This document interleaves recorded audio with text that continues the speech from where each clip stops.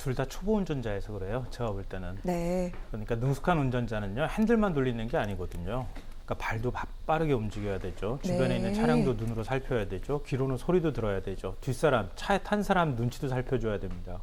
그러니까 능숙한 운전자는 핸들만 돌린다고 운전을 잘하는 것은 아니라는 거예요. 근데 이준석 대표도 역시 마찬가지고 윤석열 전 검찰총장도 모두 초보인 거예요. 그러니까 본인이 생각하는 거 한 가지만 지금 얘기하고 있는 거예요. 예를 들면 윤 전 총장이 국민의힘에 입당한다고 하면 최소한 그래도 당대표가 있을 때 입당하는 게 맞잖아요. 그게 너무 당연한 거죠. 기본적인 예의이기도 하고요. 근데 당대표도 없는 상황에서 그냥 덜컥 입당합니다. 입당하고 난 다음에 그 다음에 바로 의원실 찾아다니면서 무슨 위세 과시하듯이 돌아다닌다는 거죠. 당대표 입장에서 얼마나 그게 좋아 보이지 않겠습니까? 너무 당연한 거거든요. 역으로 또 마찬가지입니다. 이준석 대표 입장에서 만약에 대선 주자들을 한자리에 모은다고 하면 사전에 각 캠프 측하고 소통하지 않았겠습니까? 소통해서 다 모일 수 없는 상황이라고 하면 행사를 늦추거나 취소를 해야죠. 다 모일 수 있도록 소통하고 난 다음에 그 다음에 멋지게 그림 만들어서 행사를 치러야 되는데 그냥 해버립니다, 행사. 그리고 참석 안 했다고 해가지고 막 뭐라고 합니다. 윤 전 총장 입장으로 보면 윤 전 총장은 그래도 내가 지지율 제일 높은 후보인데 나를 존중하는 태도도 취하지 않은 상태에서 내가 아무리 그랬다 하더라도 나한테 뭔가 내가 참여할 수 있는 여지나 이런 것들 마련해 주지도 않고 존중해서 대선 주자들이 뛸 수 있는 환경도 안 만들어주고 그냥 당대표가 하라는 대로 해라. 이렇게 하면 또 말 안 듣는 거예요. 그러니까 다른 후보 상황들도 제가 볼 땐 마찬가지인 거예요. 그러니까 지지율이 높은 후보들이 이런 식으로 대처하거나 당대표가 이렇게 지지율 높은 후보를 다루려고 하니까 결국 당의 불협화음이 생겨날 수밖에 없고 당에 오래 있었던 후보들은 또 지지율이 낮기 때문에 뭐라고 큰 소리를 내기도 어려운 이런 딜레마에 빠져 있는 거 아닌가 싶어요. 그러니까 능숙한 운전자가 되기 위해서는 이준석 대표도 당내 대선 주자들도 좀 살펴주고 그리고 소통할 수 있는 능력을 발휘해 주는 게 필요하고요. 윤 전 총장 입장에서도 자신이 아무리 지지율이 높다 하더라도 지지율 언제 또 빠질지 모르는 상황이잖아요. 지지율 다 등락이 있을 겁니다.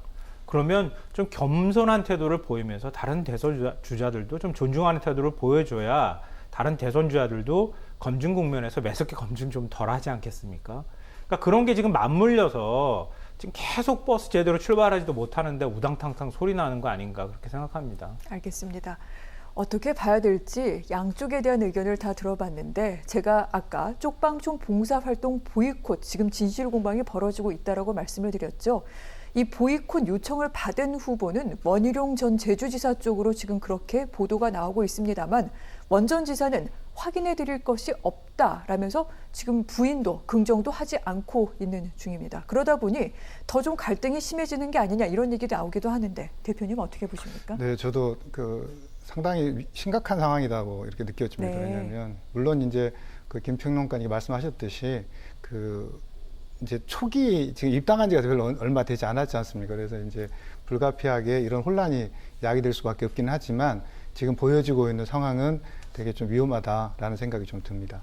근데 그 이유를 살펴보면 이준석 대표와 그다음에 윤석열 총장이 정당을 보는 시각에 좀 차이가 있는 것 같습니다. 왜냐하면 윤석열 총장 같은 경우에는 기존에 본인이 압도적 정권 교체를 위해서 탈진보 진영이나 진보 진영, 중도층까지 흡수하려고 하다 보니까 이 국민의힘에 들어오는 문제에 대해서 고민이 많이 했지 않습니까? 그러면서 이제 들어와서 보니까 본인이 여러 n분의 소위 말하는 14분의 1 정도로 취급받는 이런 행사에 가려고 하니까 마음이 선뜻 내키지 않았을 거라는 좀 생각이 좀 들고요. 그런 부분들을 말씀하셨듯이 좀 당 대표가 그 입장을 좀 헤아려서 좀 행사를 기획할 때 좀 조정을 했더라면 상관이 없는데 그런 것보다는 오히려 우리 당에서 경선준비위원회가 이번에 국민들에게 우리의 당의 어떤 정체성, 봉사하는 모습을 보여주기 위해서 행사를 기획했으니까 참여 좀 했으면 좋겠다라고 하니까 사실은 그분들께서도 입당한 지 얼마 안 돼서 찾아뵈야 될 사람도 많고 해야 될 생각했을 것들이 있는데 그런 것들 미처 하지 못한 채 이렇게 이제 중앙당에서 이렇게 이렇게 안내가 가니까 그런 부분들에 대해서 수용하고 조율하는 과정에서 조금 불협화음이 나왔는데요. 이런 부분들을 계기로 해서 대선 후보를 또 격에 맞게 예우를 하고 대선 후보들은 당이 정권 교체라고 하는 큰 틀의 목적을 향해 나아가야 되지 않습니까? 그렇다고 하면은 자기를 좀 줄이면서도 그런 당의 행사라든가 이런 때 적극적으로 참여를 하는 게 맞다고 보여지고요. 이번에 그 최재형 감사원장께서 이 상황을 보시면서 당의 권위에 조금 당대표의 권위를 훼손되지 않았으면 좋겠다라고 말씀하시고 또 원희룡 대표의 발언을 본인이 해석을 해주셨거든요. 꼭 그렇게 보이콧하라고 요구한 건 아니었다 이런 식으로 하면서 본인이 약간 중재하거나 조정하려는 모습을 보여준 것은 긍정적으로 평가할 만하다 이렇게 생각합니다. 네. 이런 가운데 이렇게 또 본인의 어떤 존재감을 과시하고 있는 후보도 눈에 띄기도 하고요. 어떻게 전개돼 나갈지는 좀 더 볼 필요가 있을 것 같습니다. 그런데 이것도 궁금해집니다.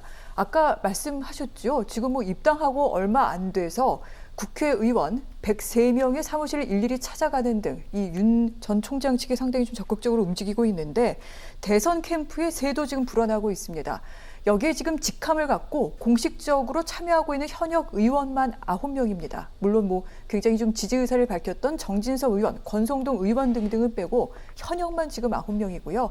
당협위원장 등등 윤 전 총장 캠프 측에서는 상당히 좀 많이 접촉하고 있는 것으로 전해지고 있습니다. 이러다 보니 이준석 대표 뭐 세력 다툼하고 있는 게 아니냐 이런 얘기 나올 법하지 않습니까? 네, 지금 사실은 그 당원들도 되게 우려가 큽니다. 왜냐하면 네. 지금 그 현장을 다녀보면 당 대표들이 이준석 대표와 윤석열 총장이 저렇게 갈등을 하다 보면 우리가 10년 만 지금 이제 정권을 교체를 해야 되는데 우리가 과연 할 수 있을까 하는 불안감이 커지고 있어서 이것은 이준석 대표나 윤석열 총장 모두에게 마이너스가 될 거라는 좀 생각이 좀 들고요. 현재 지금 상황 자체가 저도 그 안타까운 게 어떻게 보면 국회의원들은 헌법기관이다 보니까 국회에 가서 일을 보고 있어야 되는데 어떤 캠프에 가서 좌장을 하고 있다는 게 저는 도저히 이해가 되질 않습니다. 그리고 자고 일어나면 우리 캠프에 현역 의원이 몇 명이 왔네, 몇 명 왔네 하면서 이렇게 경쟁적으로 세를 불리고 있는데 이렇게 가다 보면 저희 과거에 아픈 경험이 있거든요. 2007년도에 아주 심각한 친박 갈등으로 인해 가지고 어떻게 보면 그 당시부터 보수가 그 좀먹기 시작했고 사실 망조가 들었거든요. 왜냐하면 공천 때마다 공천을 받아야 될 사람이 친박이라고 하니까 사실은 공천을 안 주는 거예요. 그러다 보니까 어떻게 되겠어요? 좋은 사람들, 뭐 친이자 친박에도 좋은 사람이 있을 텐데 그 사람들이 공천에서 배제됨으로 인해 가지고 좋은 사람들, 좋은 정치로 성장할 수 있는 사람들이 공천 기회를 박탈당하고 해서 되게 사람이 크지 못했던 이유가 있거든요. 그래서 그런 부분이라고 하면 지금 진행되고 있는 어떤 계파 간의 세 분리기 또 그분들이 어떻게 보면 자칫 어느 세력이 포함되어 있는 걸 과시해가지고 당에 영향을 미치려고 하는 행위들은 저는 아주 심각하게 받아들여야 된다고 생각을 하고요. 이 부분에 대해서는 좀 당 지도부에서도 한번 생각을 해봐야 된다고 생각을 합니다. 왜냐하면 이준석 대표께서 뭐 당협위원장들이나 국회의원들이 마음껏 활동하라고 하셨지만 결국 그것들이 부정적인 효과들이 나타나고 있으니까 사실은 어느 정도까지 양해할 수 있는 부분이 있는지에 대해서 조금은 논의를 하고 좀 진행을 하는 게 저는 맞다고 보여집니다. 네. 지도부의 관리 또는 개입이 필요한 정도의 상황에 이르는 것이다. 지금 그렇게 말씀을 하셨는데 그런데 윤석열 전 캠프 측에서는 과연 어떻게 나오게 될까요? 이런 얘기가 있었습니다. 지금 윤 전 총장은 중앙선관위에 대통령 선거 예비 후보로는 등록을 했습니다. 하지만 입당하고 난 뒤 국민의힘 대선 예비 후보로 당에 등록한 것은 아닙니다. 그렇기 때문에 자신들이 뭐 당 경선준비위원회에서 얘기하는 어떤 행사에 참석해야 되는 의무가 있는 것은 아니다. 후보 등록하고 난다면 열심히 참석을 하겠다라고 그렇게 얘기를 했는데 과연 그렇다면 그 이후에는 이런 갈등이 사라지게 될지 궁금하기도 하고 사실은 당대표와 1위 주자 간에 이렇게 갈등이 불거지는 것을 본 것도 유례가 없는데 앞으로 어떻게 전개가 될까요? 이준석 대표는 그냥 룰을 만들면 되는 거예요. 네. 사실 지금 송영길 대표도 민주당도 역시 마찬가지잖아요. 선관위원장이 전체적으로 주도하면 되는 거예요. 근데 경선 룰을 만드는데 당대표가 이렇게 해라 저렇게 해라 말할 수 없는 거거든요. 네. 그러니까 최대한 캠프 쪽하고 의견 나눠서 공정한 게임의 룰을 만들면 그다음에 그 마당을 깔아주면 그 위에서 후보들이 뭐 적극적으로 뛰어다니는 거거든요. 그러니까 이준석 대표가 너무 과하게 후보들을 몰고 어디를 뭔가 해야 된다 이런 생각들을 좀 버릴 필요가 네. 있다고 생각되고요. 후보들 입장에서도 역시 또 마찬가지겠죠. 당에서 결정하면 그걸 좀 따라줘야 되는데 아직 지금 뭐 예비 경선 룰은 뭐 100% 국민 경선이라고 나왔지만 본 경선 룰은 지금 안 나와 있는 상황이거든요. 그러니까 당원하고 국민 여론 50대 50인데 네. 그것도 후보 간에 100으로 가자. 뭐 국민 여론 100% 해야 된다 이렇게 얘기하고 있잖아요. 제가 볼 때는 가장 큰 갈등의 지점이 바로 거기가 아닐까 싶고요. 그러니까 그 부분에 대한 룰을 정하면 그 다음엔 자연스럽게 이런 갈등들이 좀 해소되는 측면이 있다 이렇게 생각이 됩니다. 그리고 이제 그 국회의원들 각 캠프로 가는 거는요. 네. 그건 제가 볼 때 어쩔 수 없는 현상이기도 해요. 왜냐하면 최근에 이제 저도 캠프 쪽 사람들의 얘기를 좀 듣고 싶어서 얘기를 들어보면 굉장히 절박하다고 많이 얘기합니다. 왜냐하면 공직선거법상 선거운동을 할 수가 없어요. 그러니까 돈을 쓸 수가 없는 겁니다. 왜냐하면 당의 공식적인 대선 후보가 되지 않는 한 아무리 후원금을 걷어도 활동비 쪽으로 얼마를 이렇게 지급을 할 수가 없어요. 그러면 계속 무급으로 지금 그 캠프에서 자원봉사처럼 사람들이 일하고 있거든요. 네. 근데 현역 의원들이 같이 캠프에 합류하면 보좌관들이 있잖아요. 그러니까 그런 필요성들이 있는 거예요, 지금. 각 캠프에서 현역 의원들이 참여하면 보좌관과 캠프 그 의원실에 있는 사람들이 결합해 줄 수 있고 또 바깥에서 마치 자원봉사처럼 일하고 있는 사람들을 캠프에 각 의원실에서 일부 소화해 줄 수 있는 측면도 있단 말이에요. 그러니까 그런 절박감들이 지금 있다는 겁니다. 뭐 하나 예를 들어서 말씀드리면은 바깥에 나가서 누굴 만납니다. 만나는데 캠프에서 후원금 걷었다고 해서 그 사람이 만나서 밥값을 낼 수 있는 상황이 못 돼요. 밥값을 내도 안 되고 그리고 다른 사람으로부터 밥을 얻어먹는 네. 행위도 안 되는 거예요. 그리고 그 사람한테 급여 쪽으로 활동비를 지급할 수도 없는 겁니다. 일종의 아르바이트를 하는 거 20명 정도만 돈을 하루에 한 몇만 원 정도만 지급할 수 있는 게 전부거든요. 그러니까 그런 것들을 빨리 좀 후보 측에서 바꾸고 싶어 하는 네. 거예요. 근데 그걸 도움을 줄 수 있는 사람들, 이른바 누구게 이렇게 얘기하는 의원들이 빨리 그렇게 도와달라는 메시지에 어떤 방식으로든 호응을 좀 해줘야 할 필요가 있는 것이다. 그러니까 이거를 뭐 물론 계파 간의 갈등으로 보자면 여러 가지 심각한 갈등으로 볼 수도 있겠지만 또 현실적으로 후보 진영에서 그런 필요성에 따라서 움직이는 측면도 있다. 이런 점은 좀 배경 지식을 좀 네. 알아둘 필요가 있을 것 같아요. 그렇군요. 잘 몰랐던 뒷 배경이 있기도 합니다. 그렇군요. 후원금 같은 것들을 지금 그렇게 지출할 수 있는 상황이 아닌 만큼 현역 의원들의 힘을 빌려서 또 어떻게 보면 선거 운동을 펼치고 있는 그 뒷 배경까지 짚어드렸는데 그런데 흥미로운 말씀하셨죠.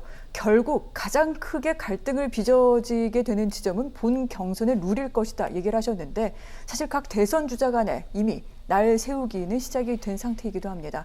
이준석 대표에 대한 비판을 윤 전 총장 측에서 하고 있는 가운데 당내 다른 주자들은 또 윤 전 총장에 대해서 좀 날선 목소리를 내고 있기도 한데 이달 말에 경선 버스가 출발하게 됩니다. 벌써부터 이런 양상들이 펼쳐지고 있으면 그때는 어떻게 될지 여러 가지 얘기가 많이 나오기도 하는데 어떨까요, 평론가님? 더 심해지겠죠. 훨씬 더 네. 심해질 겁니다. 민주당 아마 저리 가라 할 거라고 저는 생각하는데요. 왜 이렇게 말씀드리냐면요. 국민의힘은 그동안에 탄핵 이후에 굉장히 큰 사실 당내 갈등이나 고통을 겪었습니다. 그랬던 가장 큰 이유 중에 하나는 이른바 2007년부터 시작된 당내의 친이 친박의 갈등이었거든요. 공천 학살이라는 과정을 통해서 다시는 되돌아보고 싶지 않은 사람들이 당내에 같이 공존하는 이런 상황에 처해 있었다는 거죠. 거기에 탄핵 책임론이 얹어지고 그리고 잔류파와 복당파 이렇게 해서 아주 복잡하게 서로 간의 이해관계가 엇갈린 거예요. 그래서 탄핵의 강을 건너기가 정말 어려웠던 거예요. 지금 건너려고 하는데 다시 되돌아가자고 얘기하거나 탄핵의 강에 자꾸 후보들이 빠지고 있는 상황이잖아요.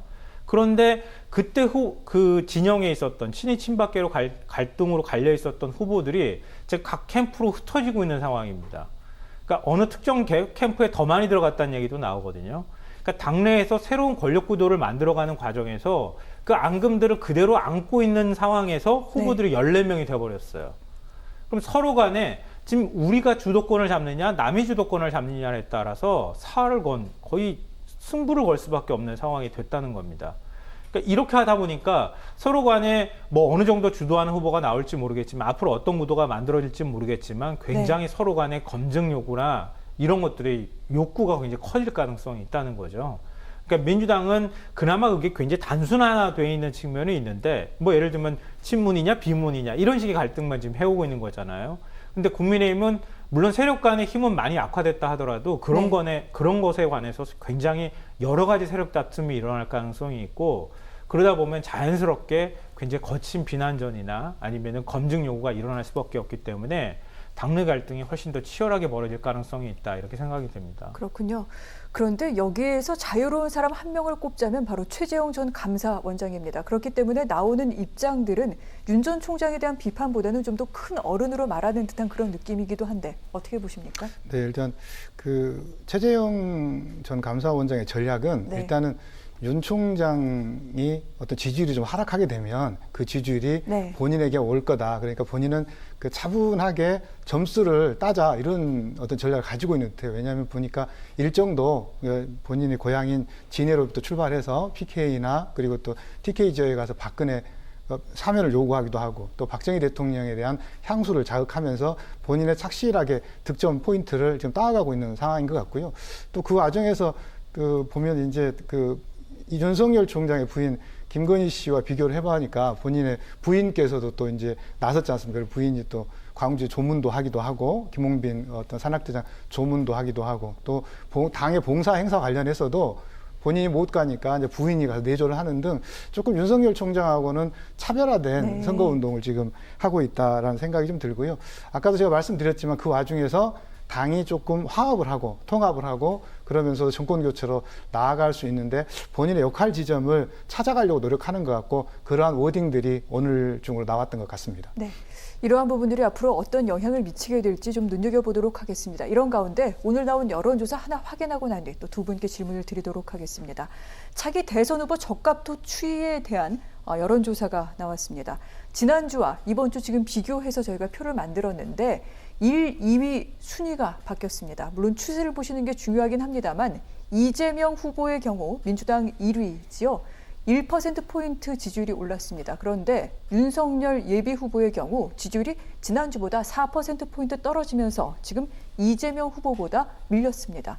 검찰총장에서 사퇴하고 난 뒤 처음으로 이렇게 뒤지는 결과가 나온 것이라고 합니다. 이어진 순서는 이낙연, 최재형, 홍준표 등등의 순위인데 이 같은 흐름 어떻게 보십니까, 대표님? 일단 그 본격적인 하락의 추세로 갔느냐의 문제는 조금 속단하기는 어렵다. 하지만 지지율이 정체 내지는 하락의 국면에 있다라는 것은 확실하다 보입니다. 왜냐하면 제가 아까 말씀드렸듯이 일단 중도나 탈진보의 지지층까지 흡수하려고 했었는데 이제 국민의힘이 입당을 하지 않았습니까? 그러다면은 그때 그 중도이고 반 문재인 진영에서 이탈했던 분들이 문재인 진영에 이탈했던 분들이 윤석열 총장을 지지하고 있었던 분들이 이거 봐라 이분이 자기가 했던 중도적 성향이 아니라 네. 국민에 입당을 하니까 이런 부분에 있어서는 조금 지지가 좀 유보가 되는 측면이 있었던 것 같고요. 또 한 가지는 이제 갤럽 조사, 이 조사와 다르게 갤럽 조사에서 봤더니 7월 초와 8월 초를 비교해 봤더니 서울에서 한 12% 정도까지 하락을 했거든요. 이 부분은 저는 되게 의미가 있다고 보는 게 사실 수도권에 사시는 분들은 이 핸드폰으로 뉴스를 실시간적으로 접하고 정치 정보에 아주 민감하게 접근을 하게 되는데 이분들이 윤석열 총장이 이제 그동안 했던 여러 가지 발언들에 대해서 또 실망을 했다. 그러다 보니까 특히 20, 30대나 이런 계층들에서 지지율이 조금 하락했던 것 같고요. 가장 근본적인 이유는 지금 정치를 이제 본인이 정치적으로 본격적으로 개신하지는 않았지만 그래도 검찰총장을 그만둔 이후부터는 되게 전원 정치를 하든 정치를 준비해 왔었는데 실제로 그간 보여주는 것이 어떤 국가에 대한 새로운 비전보다는 오히려 국민들에게 실망감을 많이 주었기 때문에 그런 부분들이 여론조사에 반영이 되었다라고 생각을 해서 아마 캠프는 지금 이 상황을 아주 심각하게 받아들여야 한다고 저는 생각을 하거든요. 그래서 그렇지 않으면은 아마 이 하락을 왜냐하면 예전에는 최재형 씨라든가 홍준표, 원희룡 이런 잠재적 후보군들이 어떻게 물밑에 있었거든요. 근데 이제 이분들이 경선을 앞두고 수면 위로 올라오기 시작하면 지지율 상승을 두고 아주 각축전을 벌일 가능성이 되게 높습니다. 이 과정에서 윤석열 총장이 지금의 행보나 실언들을 만약에 바꿔내지 못한다고 하면은 저는 지지율이 크게 요동칠 수도 있다라고 생각을 합니다. 알겠습니다. 자, 오늘 나온 여론조사는요, 한국사회여론연구소에서 진행을 한 겁니다. 그리고 방금 말씀하신 한국갤럽조사도 있는데 자세한 내용은 중앙선거여론조사심의위원회 홈페이지를 참고해 주시면 됩니다.